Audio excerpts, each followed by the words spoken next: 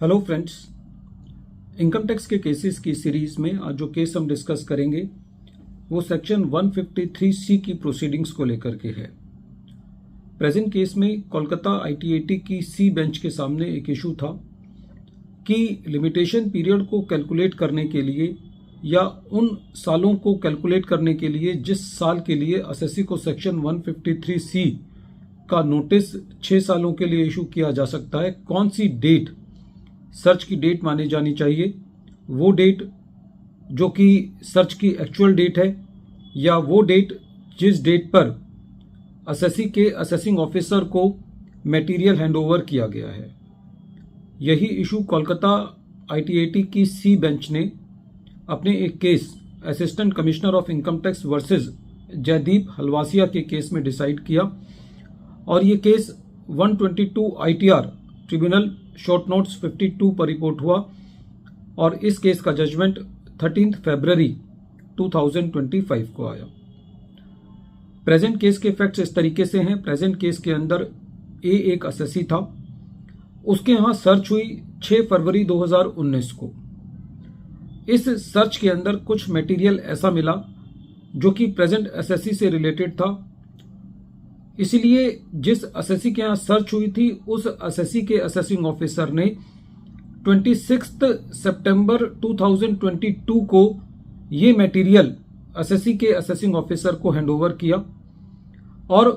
फिर satisfaction record करने के बाद एसएससी को सेक्शन 153C का नोटिस इशू करके एसएससी की असेसमेंट की गई।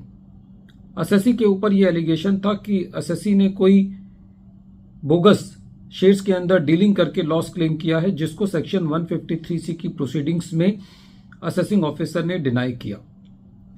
जब ये मैटर सीआईटी अपील के पास था तो सीआईटी अपील के पास एसएससी ने 2 ग्राउंड्स रखे। पहला ग्राउंड ये था कि जो रीओपनिंग की गई है एसएससी के केस में 15-16 में वो बियॉन्ड सेक्शन 153C का जो टाइम लिमिट है उसके बियॉन्ड है। एसएससी का ये कहना था कि प्रेजेंट केस में जो सर्च की डेट है एसएससी के केस में वो 26 सितंबर 2022 मानी जानी चाहिए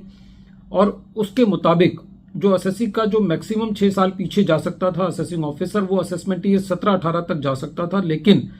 क्योंकि प्रेजेंट केस में सेक्शन 153C का नोटिस 15-16 के लिए भेजा गया इसलिए वो वैलिड नहीं है। दूसरा, एसएससी का ये कहना था कि जो एडिशन की गई है वो इंक्रिमिनेटिंग मटेरियल के मुताबिक नहीं की गई है। इंक्रिमिनेटिंग मटेरियल का एडिशन से कोई संबंध नहीं है। जब सीआईटी अपील ने एसएससी की अपील सुनी तो सीआईटी अपील ने एडिशन को उस ग्राउंड पर डिलीट किया कि जो एडिशन है वो इंक्रिमिनेटिंग मटेरियल के रेफरेंस के मुताबिक नहीं है। लेकिन सीआईटी अपील ने का ये कहना था कि जो एसएससी का दूसरा ग्राउंड था उसको रिजेक्ट किया और ये कहा कि जो डेट ऑफ सर्च है वही डेट एसएससी के केस में सर्च की मानी जानी चाहिए। जब ये मैटर रेवेन्यू ट्रिब्यूनल में लेकर के गया, क्योंकि एसएससी की एडिशंस दूसरे ग्राउंड पर डिलीट हो चुकी थी, तो वहां पर ट्रिब्यूनल ने एसएससी के इस ग्राउंड को एडमिट किया और अलाउ किया कि जो प्रेजेंट केस में जो एसएससी को 15-16 का नोटिस इशू किया गया है वो बियॉन्ड लिमिटेशन पीरियड है, क्योंकि एसएससी के केस में जो हैंडिंग ओवर ऑफ मटेरियल है वो 26 सितंबर 2022 है। तो जो 6 साल देखने हैं